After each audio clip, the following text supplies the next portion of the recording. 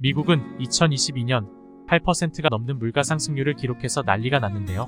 초인플레이션으로 가는 것이 아니냐라는 말도 돌았습니다. 그 정도로 시중에 달러가 엄청 풀렸는데요. 현재까지도 초인플레이션의 1등 강자는 헝가리로 1945년부터 1946년까지 15시간에 2배씩 물가가 상승했다고 하네요. 1달러에 33.5펜게였던 환율은 46냥펜게까지 뛰었다고 합니다. 돈의 가치가 너무 떨어져서 1펜게짜리 지폐까지 발행했다고 하네요. 독일은 1차 세계대전 이후 3년 동안 물가가 1조 배가 오르게 됩니다.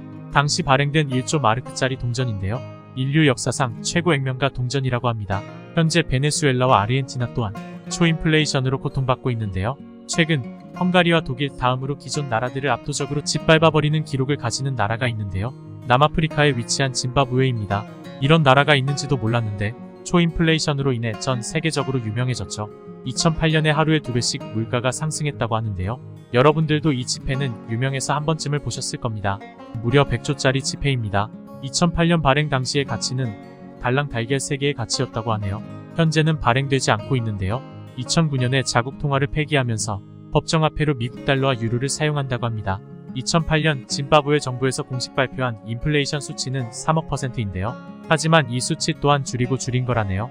인구 1,500만 명 중 900만 명이 빈곤층이며 그중 극빈곤층이 600만 명 정도가 된다고 합니다. 2000년대 최고의 인플레이션을 기록한 짐바브웨. 어쩌다 이렇게 무너지게 되었을까요?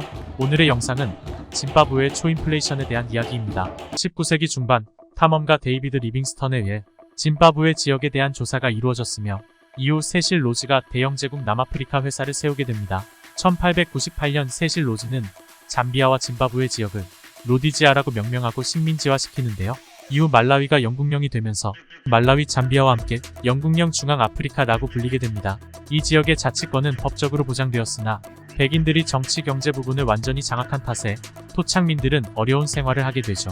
제2차 세계대전 종전 이후 1960년대에 아프리카의 식민지 국가들이 독립하기 시작하는데요. 짐바브웨에서도 독립을 요구하는 목소리가 나옵니다. 하지만 소수 백인에 의한 독립이 아닌 흑인 대다수가 원하는 독립을 허용하자는 주장에 로디지아의 기득권층이었던 백인들은 반발하며 1965년 11월 11일 일방적으로 독립을 선언하는데요. 이에 남로디지아 공화국이 성립되게 됩니다. 국제사회는 남로디지아를 비난하면서 경제봉쇄를 가했으며 동시에 극단적 백인 우월주의 정권에 불복하여 로디지아 도시전쟁으로 알려진 짐바브웨 해방전쟁이 터지게 됩니다. 22만에 불과한 백인 인구로 인한 병력 부족과 경제봉쇄로 대규모 정규군을 무장시킬 수 없었다고 하네요. 초기에는 훈련도가 높은 로디지아군이 크게 우세하였으나 지속되는 경제봉쇄와 국제사회의 압력 등으로 인해 전황이 불리해져 가는데요. 이 와중에도 한 사건이 발생하는데요. 흑인 민족주의 무장단체들이 분열한 것입니다. 로버트 무가베가 이끌며 마오주의를 이념으로 채택하는 중국이 지원한 짐바브웨 아프리카 민족해방군과 소련의 지원을 받으며 마르크스, 레닌주의 이념을 채택한 짐바브웨 인민혁명군으로 나누어집니다. 하지만 공공의 적인 로디지아군을 상대했기 때문에 서로 힘을 합쳐 싸우는데요. 인구의 95%에 달하는 흑인들의 지지와 소련, 중국과 같은 열강들의 지원으로 치열하게 내전을 이어갑니다.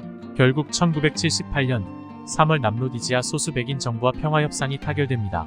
그리고 1979년 총선거를 통해 흑백 연립정권이 구성되지만 로버트 무가베는 백인들의 괴뢰 정부라고 규정하게 되며 무장투쟁을 계속하게 되죠.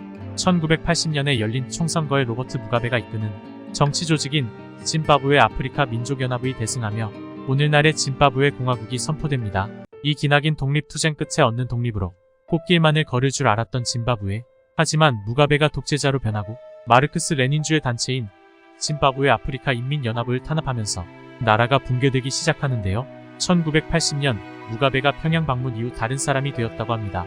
일당 독재와 사회주의에 심취했다고 하네요. 짐바브웨는 아프리카의 빵바구니라 불릴 정도로 튼실한 국가였습니다. 독립 초기에는 1달러가 0.68 짐바브웨 달러였다고 하네요. 국토의 50%가 비옥한 경작지이며 남부 아프리카의 최대 농산물 수출 국가였습니다. 또한 금, 백금, 크롬 등 다양한 광물 자원들이 풍부하게 매장되어 있으며 경제적 인프라나 국민 교육 수준도 아프리카에서는 상위권에 속한다네요. 이로 인해 90년대 초까지는 연 4%대의 경제 성장률을 보였다고 합니다. 하지만 1차 산업의 경제가 지나칠 정도로 편중되었으며 부의 재분배가 잘 되지 않았다고 합니다. 게다가 1992년과 1995년에 닥친 역대 최악의 가뭄으로 경제 상황이 악화되는데요. 무가베 정권은 경제를 살리기 위해 고정환율 제도를 도입하여 물가를 통제하였으나 결국 물가 통제 정책은 실패했으며 경제가 더욱더 악화되었습니다. 이러한 상황에서 무가베 정부는 대규모 화폐를 발행하는데요. 돈을 찍어내서 부족한 세수를 충당하자는 발상이었습니다. 하지만 경제 상황이 악화되어 연 20%대의 인플레이션인 상황이었는데 돈을 더 발행하니 결국 짐바브웨 달러의 가치는 급락하게 되었죠. 이러한 상황이 반복되면서 자연스럽게 경제 파탄의 길을 걸어가게 됩니다.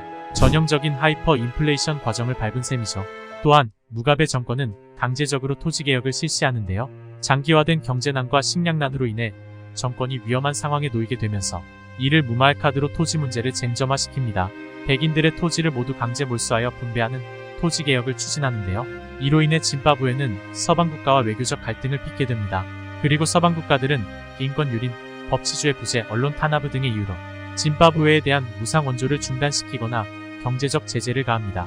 그리고 토지 분배 시 무계획적으로 농지를 분배하다 보니 농사를 지을 생각이 없는 사람들에게도 분배가 되었으며 분배받은 사람들 다수가 농장을 운영하거나 농사를 지을 줄 몰랐다네요. 또한 무상 원조 중단과 경제 제재로 비료나 농기구 등이 부족하게 되었으며 결국 국가 경제의 근간이었던 농업이 파탄나면서 식량 수출 국가가 결국에는 최악의 식량 부족 국가가 됩니다. 2008년에는 최악의 인플레이션을 찍게 되는데요. 공식적으로 발표된 인플레이션율은 6%인데 이것도 축소되어서 발표된 것이라고 합니다. 물가가 너무 빠르게 올라 새로 뽑은 지폐가 하루 만에 휴지 조각이 된다고 하네요. 결국 초인플레이션으로 인해 100조 달러짜리 지폐를 발행해야 할 정도로 통화 가치를 상실하게 되자 2009년부터 미국의 달러와 남아공의 랜드 그리고 유럽연합의 유로를 법적 통화로 사용하고 있습니다. 아이러니하게도 짐바브웨가 주변 이웃들에 비해 유명해진 이유가 헝가리와 독일 바이마르 공화국 다음 가는 역사상 3위의 초인플레이션을 겪게 되면서입니다. 2013년에는 재무장관이 국고에 23만원 밖에 없다는 기자회견을 해 정부가 파산 위기에 몰렸음을 사실상 시인하게 되죠. 또한 2015년에는 부채를 탕감받기 위해 위안화를 공식 통화 가운데 하나로 인정했다고 합니다. 국가 경제가 파탄난 상태라 일반 공무원에게 월급을 지급하지 못해 대규모 파업 사태까지 발생하죠. 식량난으로 인해 400만 명이 아사의 위기에 직면해 있는 와중에 2016년 7월부터 6개월간 기본식품 및 생필품에 대한 수입 제한 조치를 시행하게 되는데요. 이것이 시위로 이어지고 규모가 커지면서 공무원들의 시위와 결합하여 무가베의 독재와 실정에 비판하는 반정부 시위로 나아가게 되죠.